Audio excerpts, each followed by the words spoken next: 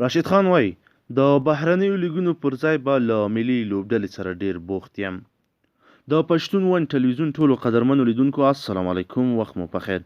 ملګرو که چیرې غواړئ چې د کرکټ له هرې تازه او نوې پیښې څخه خبر شئ، زموږ چینل سبسکرایب کړئ او خوا کې ورسره د بیل نشان ووهئ تر څو زموږ هره نوې ویډیو تر تاسو در ورسیږي. نوی ټاکل شوی افغان کرکټ لوبډلمشر راشد خان وایي له دې وروسته به بهرنیو لیګونو کې د لوبې پر ځای ډیر وخت به په ملي لوبډله کې به فعالیت بوخت وي.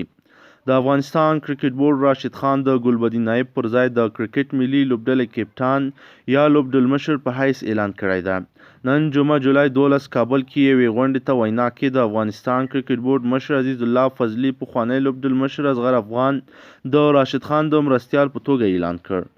راشد خان د نړۍ تر ټولو ځوان لوبغاړی ده چې د خپل هیواد د کرکټ ملي لوبډلې کپتان ټاکل کیږي. نوموړی د کپتان په توګه له ټاکل کېدو وروسته وویل واقعا یو لوی بوج دی، خو بیا هم په نړیوالو لیګونو کې چې مې کومه تجربه ترلاسه کړې کوښښ او هدف به مې دا وي چې له هغې تجربې ګټه واخلم او دا کوښښ به هم کوم چې نړیوالو لیګونو لږ کړم او خپل وطن لپاره خدمت وکړم. راشد خان وایي د څو میاشتني پر ځای به 4-5 کلن پلان چمتو کوي. د بورډ له اعلان سره سم راشد خان به د ټولو دریو ډولونو لوبو ټیسټ، یو ورځنیو او 20 وریځو لپاره لوبډلمشر وي. ښاغلی فضلي خبرې غونډې ته وویل نن کرکټ بورډ ته دغه توافق ته ورسېد او له دې مخکې موږ د غوروي کمیټې غړی ایندي مول ته برېښنالیک کې د راشد خان نوم ورکړی و او هغه هم راسره ومنله. راشد خان یې یو با استعداده ځوان بللی دی، نو نن موږ رسما راشد خان د افغان کرکټ لوبډلې د دریو سره فارمټونو کپتان درپېژنو او دوی به د افغان ملي کرکټ لوبډلې رهبري کوي. کابل کې د بي بي سي خبریال یوسف زدران وایي پخوانی لوبډلمشر ګلبدین نایب او د مرستیال لوبډلمشر په توګه ټاکل شوی اصغر افغان په دې غونډه کې نه و، خو وروسته په یو ټویټر پیغام کې ګلبدین نایب راشد خان ته مبارکي ویلې. د سږ کال اپریل کې افغان کرکټ بورډ ګلبدین نایب د یو ورځنیو، راشد خان د 20 وریځو او احمد شاه د ټیسټ لوبو لپاره د ملي لوبډلې نوي کپتانان یا لوبډلمشران وټاکل، خو له تازه اعلان سره احمد شاه په هیڅ یو ټیسټ لوبه کې له ګډون پرته له لوبډلمشرۍ لرې شو. هغه مهال راشد خان او محمد نبي د ملي لوبډلې د کپتان یا لوبډلمشر له بدلیدو سره خپل مخالفت څرګند کړی و. درې واړو لوبغاړو پر خپلو ټویټر پاڼو د کرکټ بورډ هغه پریکړه ناسمه بللې وه. له دې مخکې تېره اونۍ د افغانستان کرکټ بورډ د بورډ په کلنۍ غونډه کې اعلان وکړ چې د اجرایي رئیس اسدالله خان د ملي لوبډلې د مدیر یا منیجر نوید سایم او د غوروي د کمیټې د پخواني مشر دولت احمدزي دندې په موقت ډول ځنډولې دي.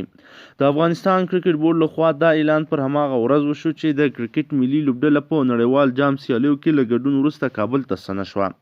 افغان لوبډله په نړیوال جام کې خپلې ټولې 9 وبایللې او د سیالیو بهر شو.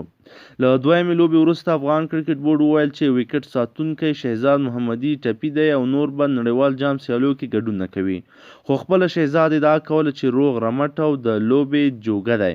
له هغه وروسته کرکټ بورډ چارواکي وویل تیز بالر افتاب عالم یې د انضباطي سرغړونې له کابله بیرته کابل ته استولی ده. د راشد خان فعالیت ته یوه لنډه کتنه.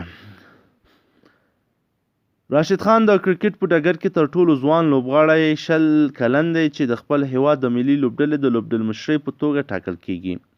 وروسته له دې چې دی د لوبډلمشر په توګه اعلان شو، ویل اړتیا ده چې په نړیوالو سیالیو کې خپل حضور راکم او تر ډیره له خپلې لوبډلې سره پاتې شي.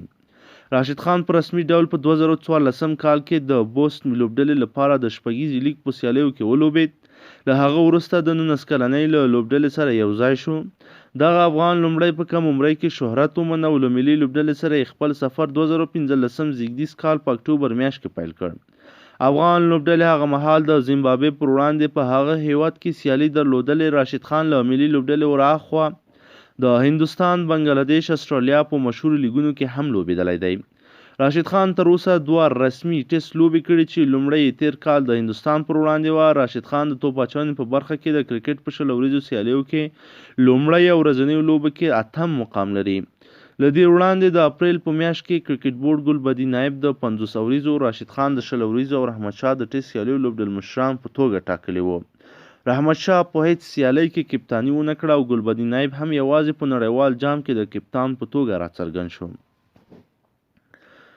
ملګرو که چیرې غواړئ چې د کرکټ له همدارنګه تازه پیښو څخه خبر شئ زموږ چینل سبسکرایب کړئ او خوا کې ورسره د بیل نشان ووهئ.